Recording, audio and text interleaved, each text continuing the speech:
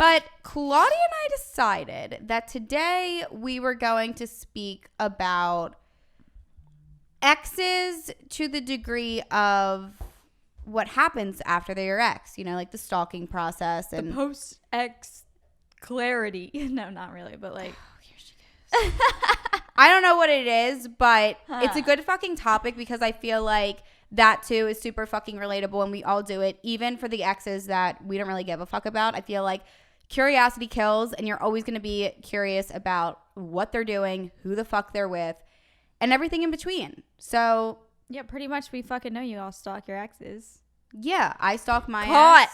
No, we still do. And it's not even the factor of being like, what are they doing? I miss them. Oh my God. It's more like, what are they fucking doing so I can make fun of them and laugh at it? Yeah. And, you know, it sounds fucked and maybe it is a little bit fucked up, but it isn't. And everybody's going to have a different opinion. But like Claudia just said, it's not even to stalk them because you miss them, but simple curiosity. I mean, that person was a big part of your life for however long it was. So why the fuck wouldn't you want to know, like, oh, who are they fucking now? Or what are they doing? Who are they dating? Oh, what does their new girlfriend look like? What does she do? What does their family look like? Like, it goes pretty, to a pretty deep extent sometimes. Yeah, for sure. Like, you know it's getting bad when you're on Facebook looking into shit. We've all been there. Like, Instagram, okay, check up on their Instagram, which, like, a lot of people I've dated, their Instagram's private. I don't even follow them anymore because why do I care to see any of their shit on a regular basis?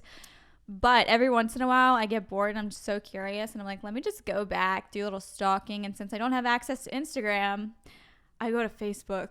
Well, I did that for one of your exes the other day. But yeah, if they don't have an Instagram, I'm not going to go to the extreme of like, oh, let me make a fake account or follow them, because I genuinely don't want to follow them and see their shit every fucking week. But if one night I'm bored in my bed or on the couch and I'm on FaceTime with Claudia and we're like, I wonder what this motherfucker is up to. Like, we want to fucking stalk and we want to sit there on FaceTime and laugh our fucking asses off together and talk some shit because And honestly, there's nothing wrong with it. Like, I always feel like in the moment, like, I think about it and I'm like, wow, like, we're so fucked up for like saying this shit and like stalking them and like making fun of their stuff. But honestly, if they did you wrong at some point or another, sometimes it just fucking feels good. Not even just that, but like, in my opinion, you know, and once again, everyone's going to have different opinions, but I think everybody has something to say, whether they say it out loud or not. Claudia and I are close enough that, you know, we talk a lot of shit about a lot of fucking things and we keep it between her and I.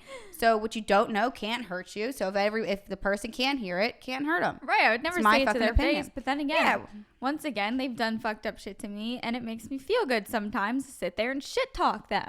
It's funny, especially if you have a fucking past with them that wasn't that fucking great and you're like laughing at what the fuck they're doing now. I think it's fucking funny. Yeah. Who gives a especially fuck? when, you know, I was like writing this in the note, but Dev and I were just like doing some stalking the other day, like laughing about an ex of hers. And I was like, it's always funnier when you know some dirt on them that like you wouldn't be able to find out just from like looking through their social media, whether it's like, you know, like a mutual friend tells you something about who they're dating now and whatever else, and like you wouldn't necessarily know because like maybe they haven't posted that person yet, but then you see them like commenting weird ass shit on the girls' weird photos. Ass shit, and the shit that they comment just makes you realize, God, thank God that's not me, because that's fucking humiliating. But honestly, it's so entertaining. Like, if you need some entertainment and you just are like you can't feel bad about going and stalking an ex. Like, I feel like some people do it like secretly because they're like, oh, I don't want people to know I'm like looking back through their shit and like whatever. Like, who fucking cares? It's funny and everyone does it and it's entertaining and it makes you feel good and have a laugh.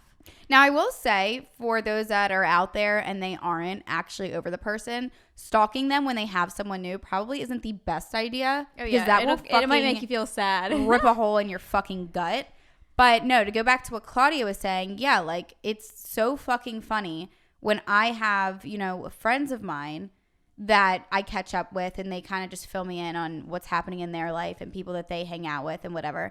And they kind of tell me, you know, your ex so-and-so is doing A, B, and C. And like all this shit happened, like kind of updates me on like the whole thing that's going on.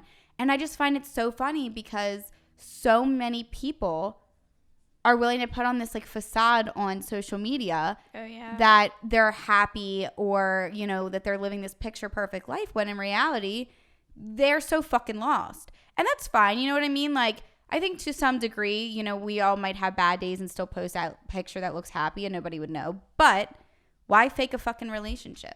Well, it's not even, I will say it's not even like that the person they're with is, we're talking about someone specific, so it's like only makes sense, but it's not even that the person they're with is faking it, because that poor girl thinks that she's in like some real relationship and that everything this person says is like true and accurate, because she hasn't found out yet that he's a compulsive fucking liar. I think that's the worst thing too, is when, you know, you have been around somebody enough to kind of know their in and outs. Oh, yeah. And then, you know, you hear they're with somebody else and whatever. And honestly, I wish, like, everyone I've been with, I wish them nothing but the best. But it is fucking entertaining to me to hear, you know, how do I say this? Like, the kind of thing where, like, you know, you went through so much with that person, and the degree of, like, they said all those lies and they fed you all this bullshit.